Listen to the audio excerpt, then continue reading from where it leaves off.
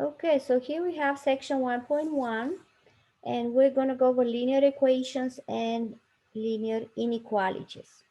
So first, what is the goal? To solve linear equation. So we're going to solve it. And how you solve it, we're going to use these properties given here. The first one is equality properties, which is if you have x equals y, then you can add or subtract any number in both sides. So pretty much you can add or subtract any number in both sides. And the other part of it is if you have, again, x equals y, you can multiply or divide both sides of this. So this is the division.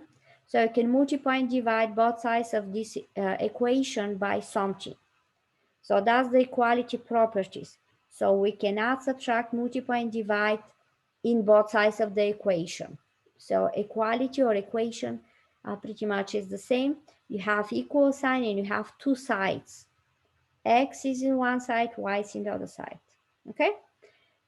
So this is the equality properties, and then you have inequality properties, which are about inequality. The difference between equation and inequality is the sign between them.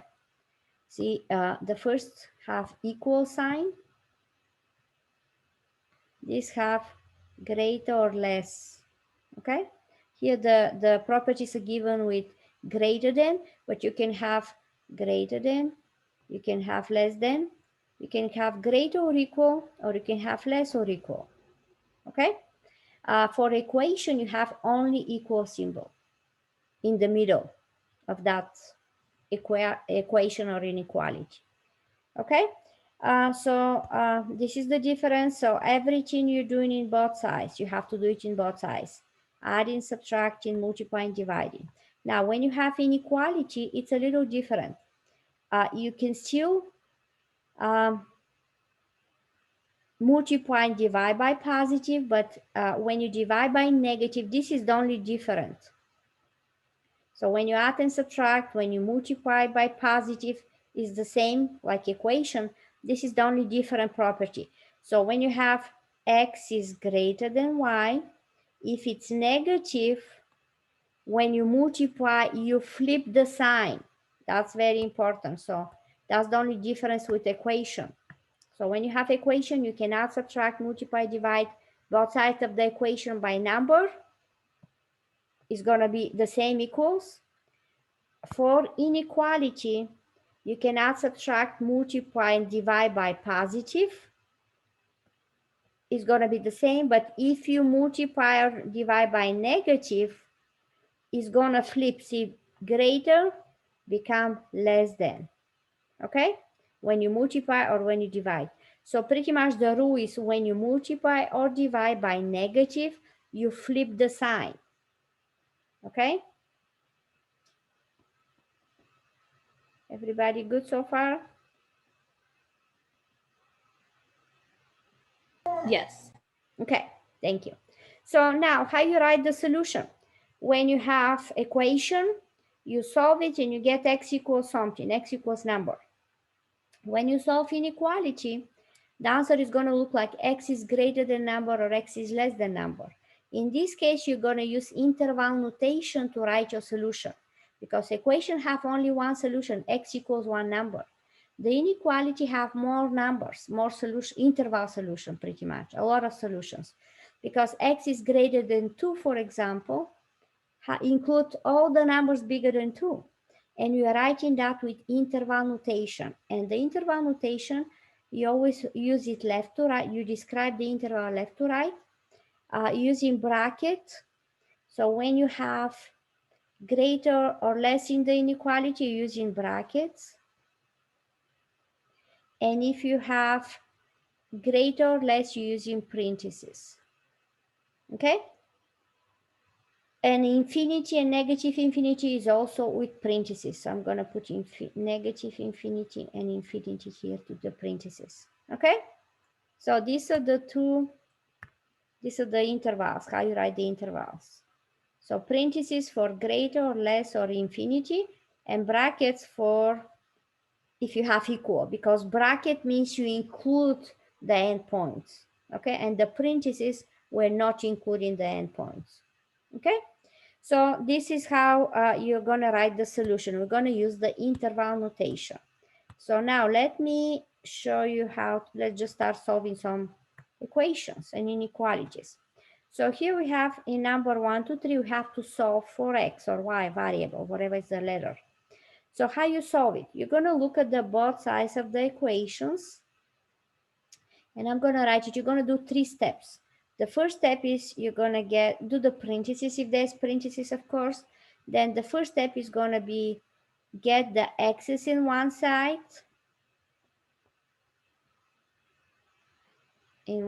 of the equation. See, these are two sides.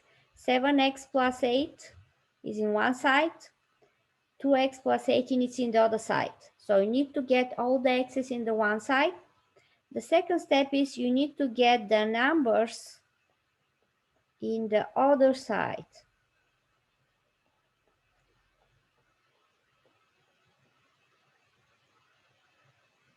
And it's important, you have to be in the other side of the equation. And I'm using hashtag for the numbers. That's what you're using in math.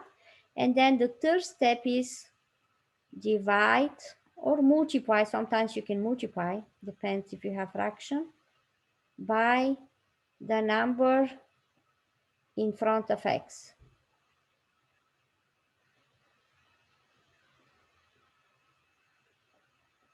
Okay, so these are the 3 steps you're going to follow. So we're going to start with the first step, which is get the x's in one side. So I'm going to look in my left side, I have 7x. In my right side, I have 2x. So we're going to move it 2x, you're going to move it next to the 7x. And you're doing that when you do opposite. So moving side to side is doing opposite. If it's positive, you're going to subtract. If it's negative, you're going to add. Okay? So you have 2x. So in order to move it, I'm going to subtract 2x in both sides. So I'm going to do minus 2x and minus 2x in both sides. And these 2x cancel in that side, in the right side. So there's no more x in the right side. Everything moves to the left side. And then you're going to combine what is left. What is left? You combine in like terms. 7x minus 2x is going to be 5x. And you're going to bring down the plus 8 equals 28. Okay? So we moved all the x's in one side when you do opposite of whatever x you want to move. If you want to move 7x, you're going to do minus 7x and it's going to move in the right side. But usually if you want, doesn't matter which side you're moving, usually if you want, you can move the x's to the left, move the numbers to the right. If you want to be consistent, you can do that, or you can just move, doesn't matter which side, okay? So this is what you have right now. All the x's are in the left side. Now, the next step is I'm gonna move the numbers in the other side. Now, my x is in the left, so the numbers have to go to the right. So that means I have to move 8 over, right? How you move the 8 over? I'm gonna subtract because it's positive 8. I'm gonna do minus 8 in both sides. Because why you do opposite? Because 8 minus 8 is what? 0. So there is no more number in this side. Everything moves to the right side. And we're gonna just bring down what is left. You have 5x in the left side equals 20 in the right side. And then we're going to go to the last step, which is multiply or divide. In this case, you're going to divide. You're doing it again, you're doing opposite. See, between 5 and x, what is the operation between 5 and x? It's a multiplying, right? Between 5 and x, it's multiplying. 5 times x. So opposite of multiplication is division. So we're going to divide. We're going to divide both sides by 5. Why are you dividing by 5? Because 5 divided by 5 is 1. You want to get 1x by itself. You want to get only 1x. So when you divide, you're going to get 1x equals 20 divided by 5 is 4. And this is my answer. X equals 4. Okay, any questions so far? No, ma'am. No. Okay, so now if I want, after you solve it, if you want to double check your work, you can check your work. And this is how you check it. Oops. You can check your work. This is how you check it.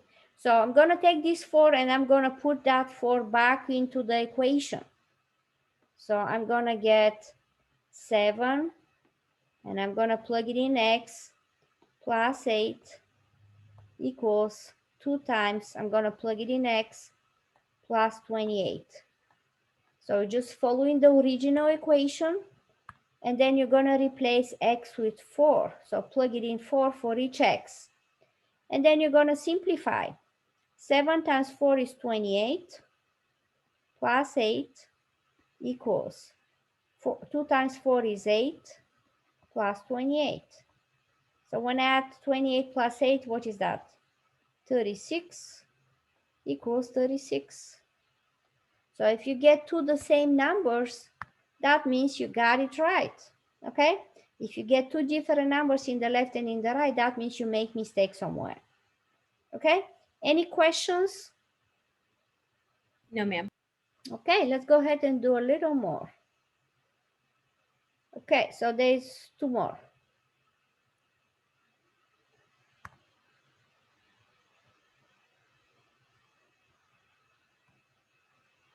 Oops. Okay, there you go. So we're gonna do number 2 and number 3 the same way. So first we're gonna start with number 2 where you have parentheses first. So I'm gonna do the parentheses first, and then after that, we're gonna do the 3 steps, okay? So you're doing the parentheses, you multiply 3 times 6 and 3 times negative 11. So I have 7y plus 3 times 6 is 18y. 3 times negative 11 is negative 33 equals 167. Then from here, looks like my y already is in the same side. So I don't need to move y. So I'm just going to add those two numbers. I mean, those two combined like terms. 7y plus 18y, I'm going to add them. So what I need to do is I have to move, see, these are my two sides, and I have to move the 33 over, right? Because I have y in the left, I have to move the numbers to the right. So what you're doing to move negative 33, we're going to add 33 in both sides. Okay, and then after I do that, I'm going to combine like terms. See, 33 minus 33 is 0. And then I have 7 plus 18 is 25. Y equals, and I'm going to add those numbers. So what is that? 200, right? Okay, and then I'm doing the last step. What is the last step? I need to divide by the number in front of y, because between 25 and y you have multiplication. So I'm going to divide by 25. 25 divided by 25 is 1y equals, what is 200 divided by 25? Is it 8? 8. Yes. 8. Good job. That's how you do it. Okay. And then let's do one more where we have fractions. Now you can deal with fractions if you want to work with fractions the way they are, add, subtract fractions, or you can get rid of them in the beginning. What you want to do? You want to work with Get rid fractions? of them. Beginning. Get rid of them? Yes? You don't want fractions? Okay. So how are you going to get rid of these fractions? You have to multiply both sides of the equation by common denominator. These are the two sides. What is the common denominator? The denominator is 6 and 3. Do you know how to find least common denominator? Multiply them. I'm sorry? Would you multiply them? Find the You least can common denominator. Yes, you can multiply them. Least common denominator, you can multiply them. But you can use 6. So let me show you. This is the method I'm using. I'm going to put 6 and 3 like this. And I'm together. If you have more denominators, you can put all the numbers like that. And then you start dividing by something like 6 and 3 are divisible by 3. So 6 divided by 3 is 2. 3 divided by 3 is 1, right? Now, they don't have nothing divisible by both of those, right? So if there is nothing divisible by, I'm just going to multiply. I'm multiplying this. And that's my least common denominator. Now, if we want to find the common factor is just the 3, what you divide both of those. But we're looking for least common denominator, so I'm multiplying 2 times 1 times 3, which is 6. Okay? And if you have only two numbers, the easiest way to do that is if one of the number is the factor of the other one, like 3 is factor of 6. 6 is divisible by 3, right? So just get the 6, get the bigger number. Okay? So what I'm doing, I'm multiplying both sides by 6. Everything by 6. And then when you do that, I'm going to rewrite it so you can see what's happened. I'm going to multiply everything. 6 times the fraction, 6 times 8. Fraction by 6, 10 by 6. Yes, everything. So I'm going to rewrite it. So I have 6 times m over 6 plus 6 times 8 is 48, right? Equals 6 times m over 3 plus 6 times 10 is 60. Okay, so this is what I'll get if I multiply everything by 6. Now, when you multiply everything by common denominator, the denominators are going to cancel out. See, 6 divided by 6 is 1, right? Here, 6 divided by 3 is what? 2. Okay? So now there's nothing in the denominator. So what is left? I have m plus 48 equals m times 2 is 2m plus 60. So this is what I have. Now we need to solve it from here. We need to move m in the one side. In this case, it's not x, is m in the same side. And you have to move the numbers over. So what you're doing? Which m you're gonna move? The 1m. Okay, if you want, you can move the 1m. So I'm gonna subtract 1m in both sides. So I'm moving the m to the right. And what you're gonna get, I'm gonna continue over here in the top. So I'm gonna get what? 48 equals, now 2m minus 1m is 1m plus 60. And then what you're doing, one more step, what you're doing, you're gonna move the 60 over, right? Because all my m's are in the right, the numbers have to be to the left. So I'm gonna subtract 60. Wouldn't it give you a negative? Yes? Negative what? Negative So 12. that would give you a negative 12. But if you were to subtract the 48, wouldn't that give you? So okay, that. Okay, I'll show you. I know what you're asking. Give me a second. So my answer is negative 12, right? Now, what's happened if I move 48? I have to move 2m over. So if I move 2m over, it's gonna be negative m equals 12. Okay, so I'm gonna write it down here and then I'm gonna delete it so I can see what's happened. So what's happened, instead of subtracting, moving the 60, I'm gonna subtract 48.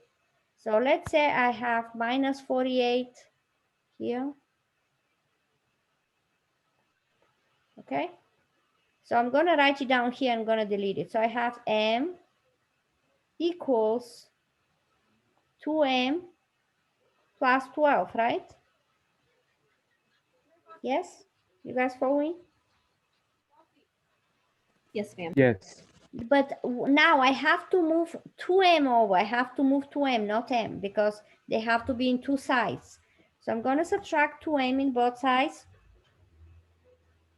minus 2m, and that will give me negative m equals 12. So here I have to divide by -1 to get positive m, right? And that will give me m equals -12. Okay, everybody understand that? Yes, ma'am. Yes, any questions? So this is how you solve linear equations.